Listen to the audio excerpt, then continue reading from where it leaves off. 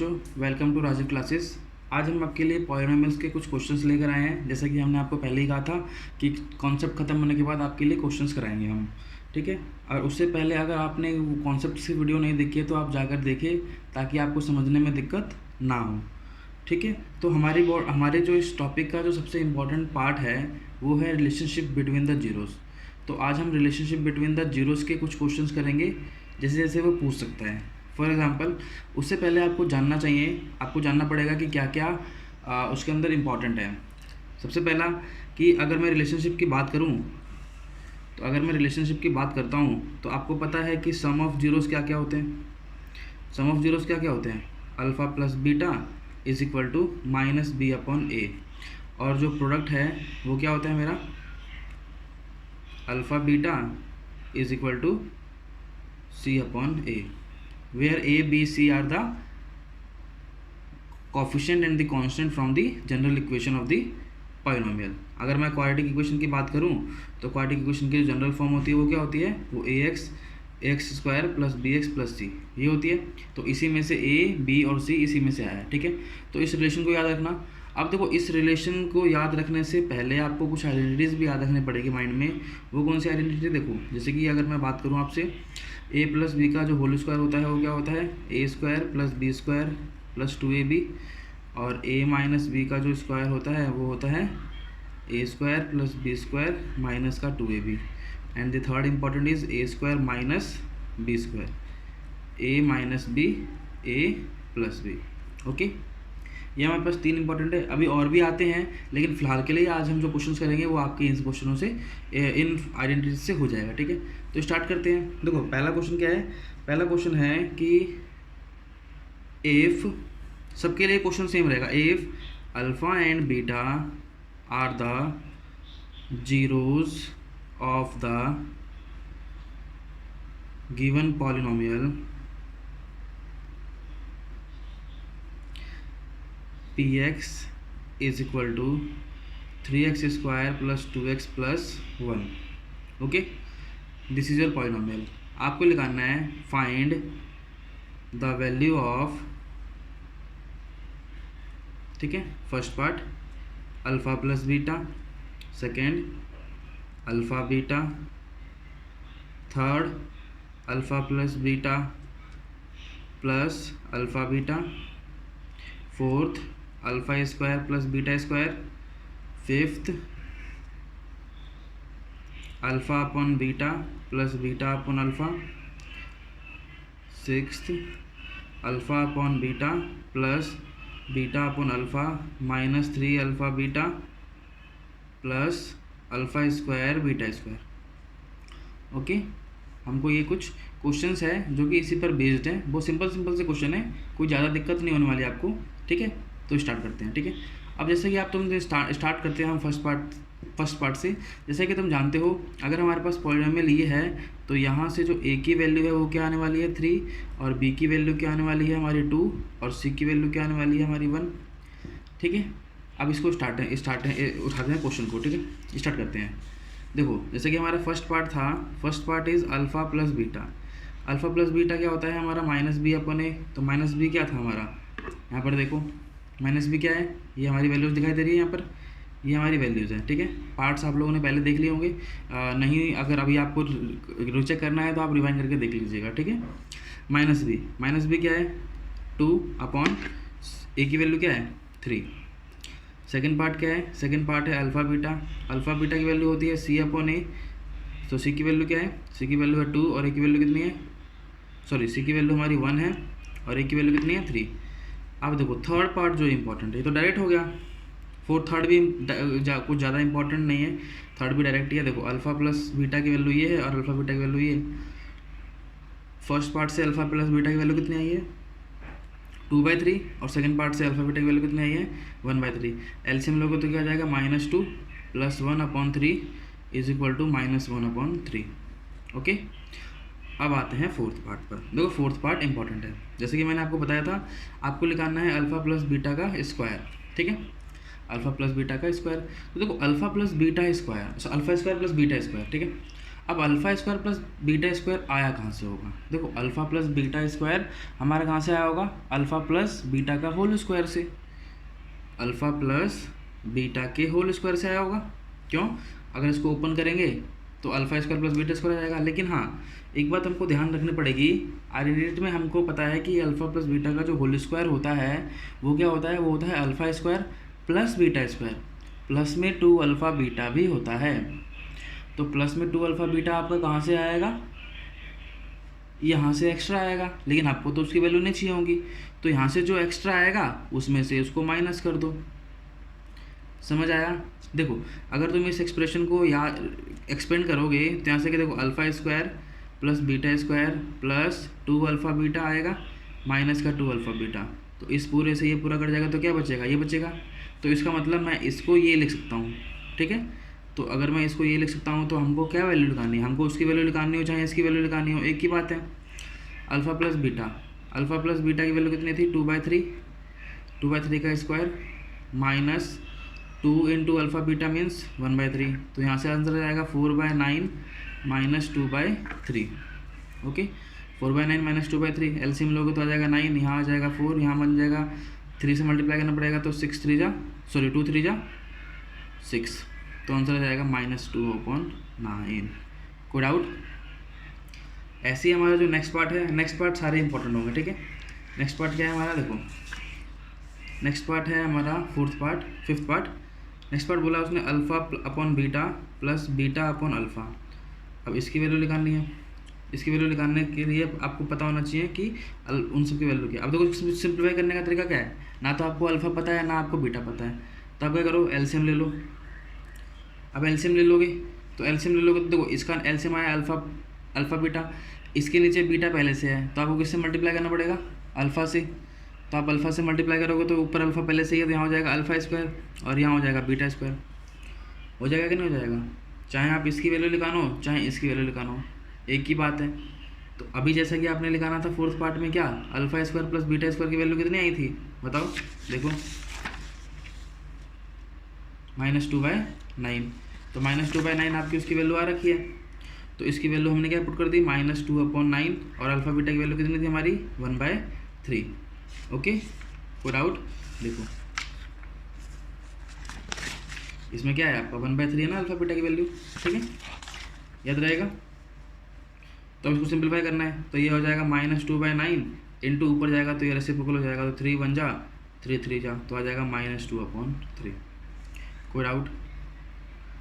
Last part जो है हमारा वो क्या है? देखो लास्ट पार्ट जो है हमारा वो है alpha upon beta plus beta upon alpha plus 3 alpha beta into alpha square beta square, ठीक है। तो देखो alpha upon beta plus beta upon alpha plus alpha beta plus alpha beta था नहीं 3 अल्फ़ा बीटा था, तो यहाँ पर आ जाएगा 3 अल्फ़ा बीटा और यहाँ से आ जाएगा अल्फ़ा स्क्वायर और बीटा स्क्वायर, ठीक है। देखो इसमें करना क्या है, इसमें बस आपको वो सारी फॉर्म्स बनानी है जो आपको पता है। कौन कौन सी पता है? अल्फ़ा प्लस बीटा की वैल्यू पता है और अल्फ़ा बीटा की वैल्यू पता है, तो यहाँ से एलसीएम लोगे तो क्या बन जाएगा? देखो यहाँ बन जाएगा अल्फ़ा बीटा और यहाँ आ जाएगा alpha square plus beta square और यहाँ से 2 अल्फ़ा बीटा प्लस, अब ये देखो ये क्या लिखा है? Alpha square plus beta square को मैं सकता हूँ अल्फ़ा बीटा का बोथ का स्क्वायर, एक ही बात है, ठीक है। अब देखो सारे के सारे टर्म्स दिख गई आपको, वो सारी आपको सारे एक्सपेंशन वैसे लिखने हैं कि जो आपको पता है। अच्छा अगर मान लो इस क्वेश्चन में इसकी वैल्यू नहीं पता होती तो मैंने अभी बताया आपको इसको कैसे लिखना है। इसको तुम ऐसे लिख सकते हो अल्फ़ा प्लस बीटा का होल स्क्वायर माइनस का 2 अल्फ़ा बीटा, लिख सकते हो कि लिख सकते हो? अब देख पा रहे हो तुम्हें हर जगह अल्फ़ा बीटा या फिर अल्फ़ा प्लस बीटा का ही वैल्यू दिखाई दे रहा है। तो अल्फ़ा प्लस बीटा की वैल्यू कितनी आई थी? -2/3 का स्क्वायर, यहाँ पर आ जाएगा -2 इंटू अल्फ़ा बीटा की वैल्यू कितनी आई थी? 1/3 -2 इंटू 1/3 प्लस 1/3 का स्क्वायर, अब इसके नीचे अलग से आएगा 1/3। ओके, तो सॉल्व करेंगे तो क्या आ जाएगा? देखो ऊपर आ जाएगा, देखो हमारा आ जाएगा 4/9 -2/3, नीचे आ जाएगा 1/3 -2/3 प्लस 1/9, ठीक है। अब इसको सिंप्लीफाई करेंगे तो कैसे करेंगे? देखो यहाँ पर सिंप्लीफाई करोगे तो फर्स्ट ऑफ ऑल आपको एलसीएम लेना पड़ेगा। देखो मैं यहीं इसको मैं यहीं कर देता हूँ ताकि आपको तो कन्फ्यूज़न ना हो। ऊपर एलसीएम लोगे तो क्या आ जाएगा? अच्छे से करना, ठीक है, कन्फ्यूज़न नहीं होनी चाहिए। ठीक है, मैं यहाँ पर कर देता हूँ। देखो क्या लिखा है, अगर मैं इसको सिंप्लीफाई करता हूँ तो यहाँ पर एलसीएम लेंगे तो क्या आ जाएगा, यहाँ पर ये हो जाएगा हमारा 9 4 माइनस 3 3 3 3 या 9, तो ऊपर वाले को भी 3 से मल्टीप्लाई करना पड़ेगा, नीचे जाएगा 1/3 माइनस। देखो वैल्यू तो वही आएगी, लेकिन मैंने तुमको बता दिया कि मान लो डायरेक्टली लिखाना होगा तो आप कैसे लिखानोगे। तो ऊपर आ जाएगा देखो -2/9, इसको रेसिप्रोकल कर दोगे तो ये हो जाएगा 3/1 -2/3 प्लस 1/9। तो आपका आंसर हो जाएगा देखो 3 1 जा 3 3 जा, तो -2/3 प्लस 1/9, ठीक है, प्लस 1/9। डाउट, फिर एलसीएम लोगे तो आ गया 9, इसको 3 से मल्टीप्लाई करना पड़ेगा तो -6 प्लस 1, तो आंसर हो जाएगा -6 -6 प्लस 1 -11/9। कोई डाउट किसी को? किसी भी तरीके का कोई भी डाउट होगा तो मुझे कमेंट सेक्शन में बताएंगे, और मैं इसके साथ साथ आपको कुछ क्वेश्चंस बता दूंगा कि आपको कहाँ से करने हैं। बेसिकली देखो ध्यान देना है आपको एनसीईआरटी पर, अगर आपका एनसीईआरटी हो जाएगा तो आपको सब हो जाएगा। आपके एनसीईआरटी ही आपके कॉन्सेप्ट्स बनाते हैं, आपको एनसीईआरटी पर कमांड करनी है। देखो हमारे चैनल पर हम आपको बहुत सारी चीज़ें कराएंगे, जितनी भी चीज़ें पॉसिबल है बोर्ड एग्ज़ाम के लिए हम वो सारी चीज़ें कवर करेंगे अच्छे से। आपको क्या करना है, आपको बस सिंसियर रहना है। अगर आप सिंसियर रहना चाहते हो तो ही आप हमारे चैनल पर आओ, अदरवाइज़ कोई फ़ायदा नहीं होगा आपको इससे, ठीक है। आप देखोगे वीडियोस और फिर भूल जाओगे, ठीक है। जस्ट आपको क्या करना है, आपको रेगुलर रहना है, सिंसियर रहना है, इसके अलावा कुछ भी नहीं करना। आपको साथ साथ जो मैं बोल रहा हूँ वो करते रहना, एंड तक आपको देखना, आपको रिजल्ट अपने आप मिलेगा, ठीक है, समझ गए। अब जो नेक्स्ट टाइप का क्वेश्चन जो है, अब नेक्स्ट टाइप का जो इस टाइप में क्वेश्चन जो बनता है वो क्या बनता है, वो बनता है हमारा फॉर्मेशन ऑफ क्वाड्रेटिक इक्वेशन। क्या बनता है हमारा जो नेक्स्ट टाइप बनता है वो क्या बनता है, देखो वो इसमें बनेगा हमारा फॉर्मेशन ऑफ क्वाड्रेटिक इक्वेशन।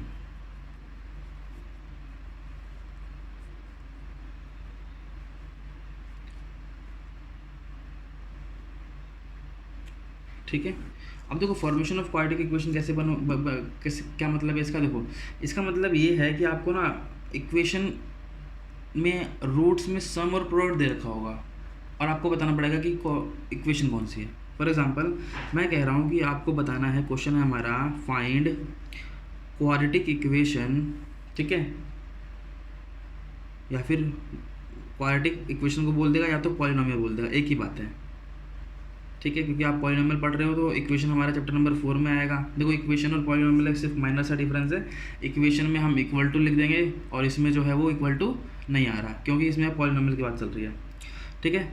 अब देखो ईच केस में क्या देखा, ईच विद द गिवन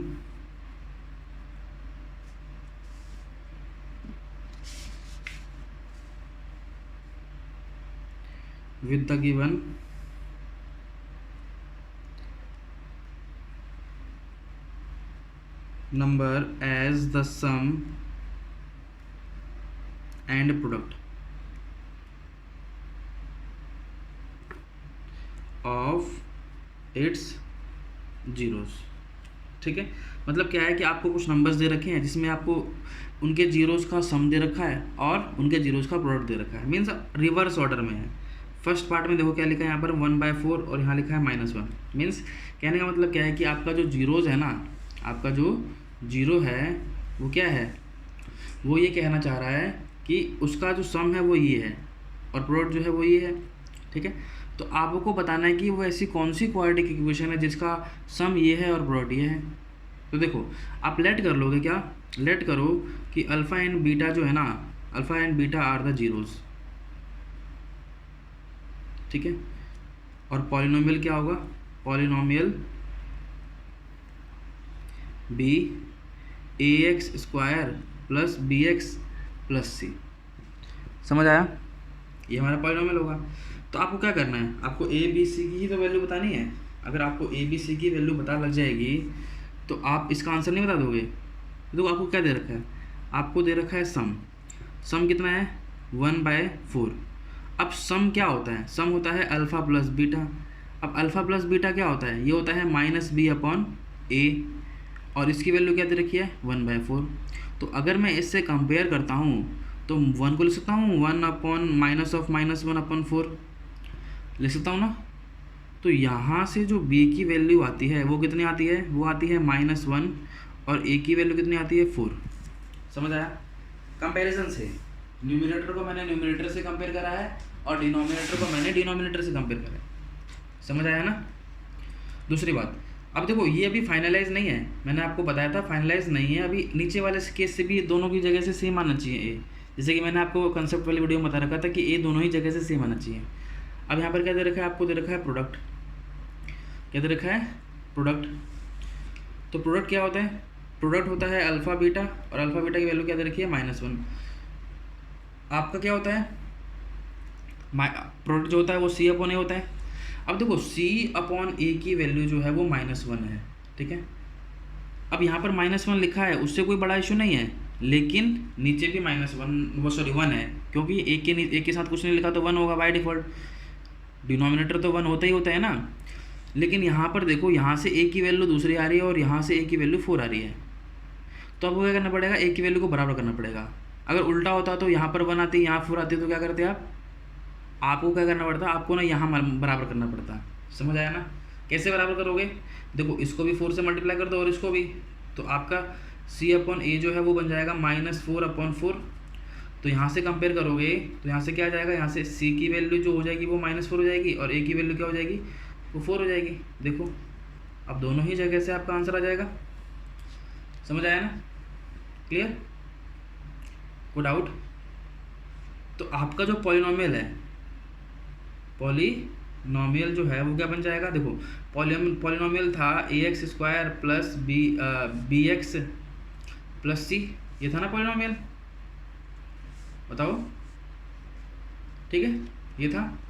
अब यहाँ पर a b c की वैल्यू डाल दो, a b c की वैल्यू डाल दो तो क्या बन जाएगा? ये a की वैल्यू कितनी है? ये 4x², ठीक है, 4x² प्लस b की वैल्यू कितनी है? b की वैल्यू है हमारी, ऊपर देखो, -1, तो यहाँ पर हो जाएगा -x, ठीक है, और c की वैल्यू कितनी है हमारी? c की वैल्यू आई हमारी -4, तो -4 = 0।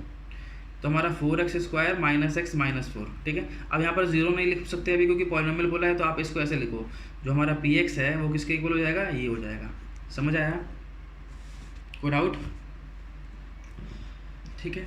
इसी तरीके के जितने भी क्वेश्चंस हैं, देखो आपको इसमें क्या कर सकते हो, आप इसमें होमवर्क में कर सकते हो। देखो, रिवीजन के तौर पर आपको एक्सरसाइज का, NCERT की बात कर रहा हूँ मैं, NCERT में से एक्सरसाइज का आप 2.2 क्वेश्चन नंबर 2 बिल्कुल सेम टाइप का भेज दें, ठीक है। उसी का ही मैंने एक क्वेश्चन आपको डिस्कस किया है। समझ में आया? तो आप सारे के सारे क्वेश्चन कर लेना 2.2 में, और कोई भी डाउट होगा, क्वेश्चन नंबर 2 है ये, कोई भी डाउट होगा तो मेरे को कमेंट में, या तो कमेंट में पूछ लेना या तो ईमेल कर देना, ठीक है। ऐसे ही इम्पॉर्टेंट वीडियोस के लिए आप लगातार हमारे चैनल पे आ सकते हैं, ठीक है। हम आपको इसमें सारी की सारी चीज़ें कवर करा रहे हैं, ठीक है। एक भी चीज़ हम छोड़ नहीं रहे हैं, तो धीरे धीरे आपकी सारी चीज़ें कवर हो जाएगी। इसके अलावा भी आपका कोई डाउट बचता है, वो कहीं से भी हो, NCERT से हो, RD शर्मा से हो, RS अग्रवाल से हो, या किसी भी तरीके के कोई भी एग्ज़ाम का कोई पेपर हो, आपके स्कूल के टेस्ट हो सकते हैं वो, ठीक है। आपसे अगर कोई भी दिक्कत होती है उनको सॉल्व करने पे, तो आप हमें कमेंट करके बताइए या हमको मेल करिए, हम उसका आंसर आपको जल्दी से जल्दी बता देंगे, ठीक है। और साथ साथ हम उसको, अगर बच्चे को ज़्यादा डाउट होगा तो हम उसकी प्रॉपर अलग से वीडियो बनाकर उसको सेंड भी कर सकते हैं, ठीक है ना, समझा देंगे, ठीक है। Solution clear? क्योंकि सॉल्यूशन तो जनरली आजकल मिल जाते हैं, लेकिन उसका आता कैसे है, उसका रीज़न क्या है, ये नहीं पता चल पाता है, ठीक है ना। तो इसीलिए आपको कोई भी दिक्कत नहीं लेनी, आपको किसी भी तरीके का कोई भी डाउट आता है तो मुझे ज़रूर कनेक्ट करें, ठीक है बच्चों। आज के लिए इतना ही, मिलते हैं नेक्स्ट वीडियो में, ठीक है। Okay, bye.